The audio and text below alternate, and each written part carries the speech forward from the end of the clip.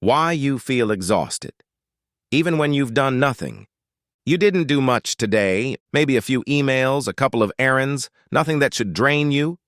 And yet here you are, lying on the couch at 7 in the evening, feeling like you ran a marathon in your sleep. You're not sick. You're not burned out in the traditional sense. You haven't even been that busy. So why does your body feel like it's carrying something heavy that you can't see? Here's what no one tells you. The exhaustion you feel after a quiet day isn't laziness. It's not weakness. It's not a sign that something is wrong with you physically. It's the cost of a hidden system running inside your brain at full capacity. A system you never turn off that most people don't even know exists. And once you understand what it is, the weight you've been feeling starts to make a different kind of sense. Your brain has one job above everything else. Not to make you happy, not to help you achieve your goals. Its primary function, the one it has been optimizing for hundreds of thousands of years, is to keep you alive by predicting what comes next. Psychologists and neuroscientists call this the predictive processing framework.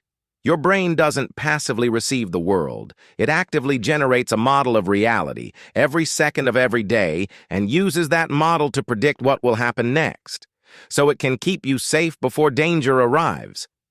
Every conversation you anticipate, every outcome you mentally rehearse, every social situation you pre-run in your mind before it happens, every subtle shift in someone's tone you automatically analyze for threat, every decision you circle back to, running the numbers one more time.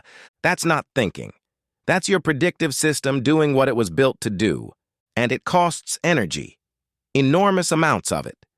The problem is that this system never gets the quiet days it needs. In fact, quiet days can make it worse.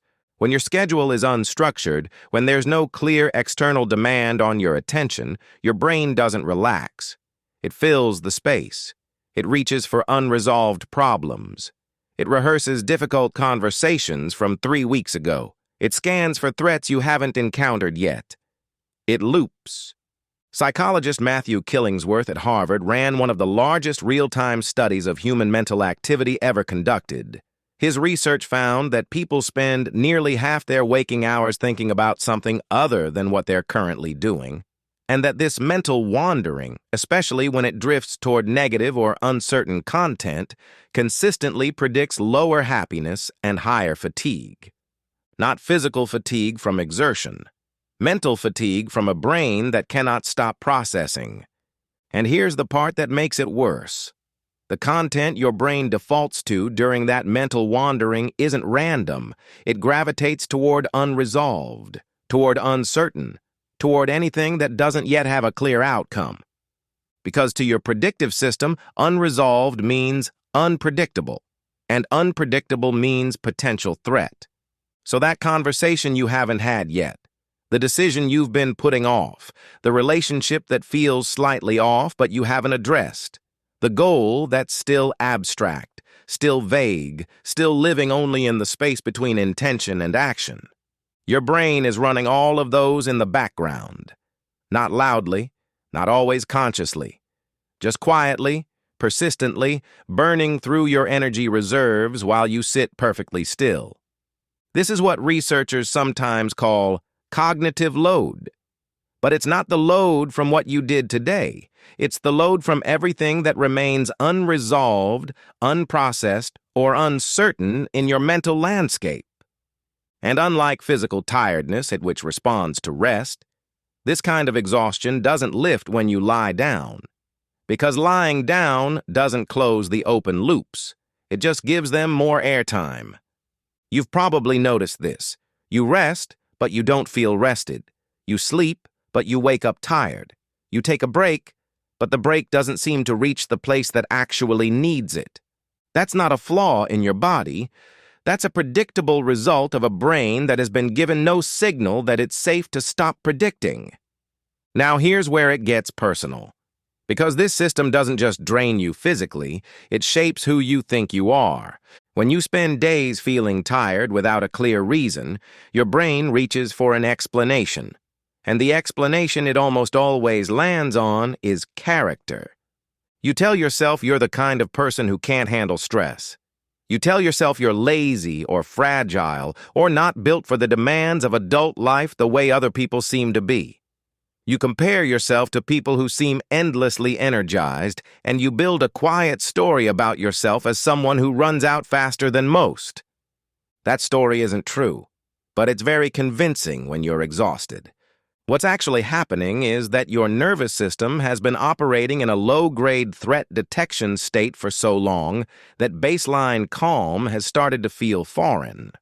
Psychologist Stephen Porges, who developed the polyvagal theory, describes this as the nervous system getting stuck in a defensive posture, not full panic, not full rest, but a middle state of chronic vigilance that consumes resources without producing output. It's like leaving your car engine running in park all day and then wondering why the tank is empty.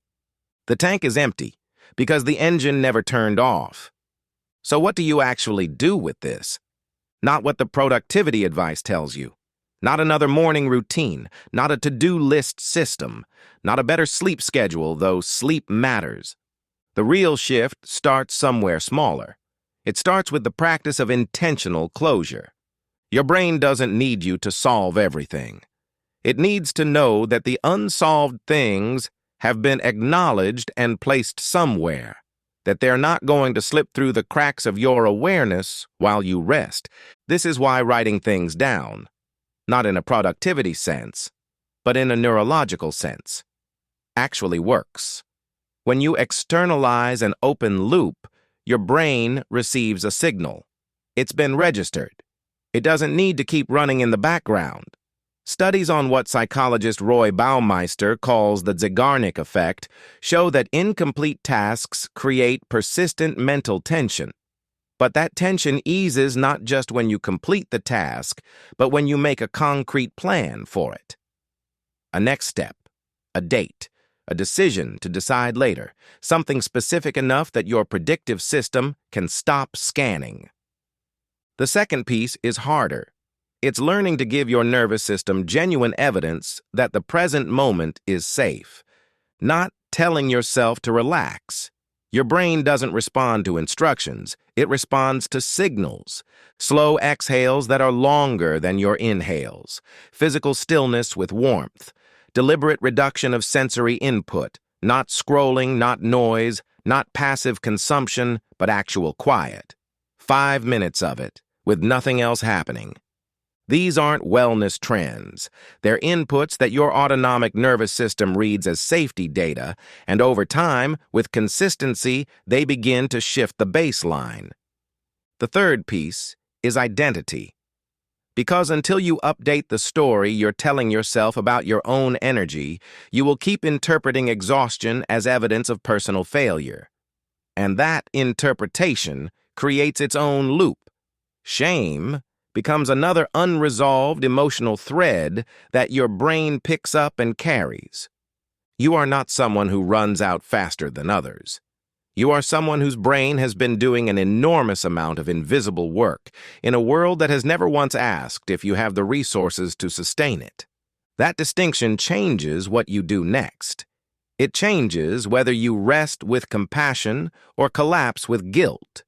It changes whether you treat the exhaustion as information or as judgment. The tiredness you feel on a quiet day is data. It's your brain telling you the background load is too high. Not that you are broken, not that you can't keep up, just that something in the system needs to close or slow or finally be named. That's the beginning of the actual rest you've been looking for, not another nap. Not another productivity hack, just the relief of finally understanding what's actually running underneath. You didn't do much today, but your brain never stopped. And somehow, that feels like the most exhausting part of all. Realizing you were working the entire time you thought you were doing nothing. Your nervous system has been flagging threats that never arrived, rehearsing conversations that never happened, and carrying weight that was never yours to carry alone. That's not a character flaw. That's a design feature that has outlived its original purpose. The question is not whether you can push through it. You already know you can. You've been doing it for years. The question is whether you're willing to stop treating the exhaustion as something to overcome and start treating it as something to finally listen to. Because the moment you do, something shifts. Not dramatically, not overnight, but the quiet days stop feeling like failure. They start feeling like data. And data, unlike shame, is something you can actually work with. The version of you that wakes up feeling rested isn't someone who does more. It's someone who has learned what the tiredness is actually saying and has finally decided to answer it. There is a difference between a body that needs rest and a brain that has never been given permission to stop. Most people never learn that distinction. They keep resting the wrong thing, wondering why the right thing never recovers. Your muscles aren't the problem. Your schedule isn't the problem. The problem is a predictive system that has been running continuously, scanning, modeling, preparing, because no one ever gave it a clear signal that the threat level had dropped. That signal doesn't come from doing less. It comes from understanding what your brain is actually trying to protect you from, and then, carefully, deliberately, showing it evidence that the protection is no longer needed at this volume. That evidence looks different for every person. For some, it's a list that captures every open loop so the brain can let it go. For some, it's 10 minutes of physical stillness, with no input, no screen, no noise, just the exhale that tells your nervous system the coast is clear. For some, it's finally having the conversation they've been mentally rehearsing for 6 months because their brain has been burning energy preparing for something that never comes. You already know which category you fall into. You probably knew the second I named it. The tiredness is not random. It's pointing somewhere. It always has been. Follow it. Not to collapse, not to give up, but to find the exact place in your mental landscape where something has been left on, unresolved and running, waiting for you to finally come back and close it. That's where your energy actually went. And that's where you'll find it again. Drop a comment and tell me, when was the last time you felt truly rested? Not just physically, but mentally. What was different about that time? Next, we're going to look at why your brain turns even small decisions into full emergencies, and the hidden system behind why you can't just choose. You didn't do much today, but your brain never stopped.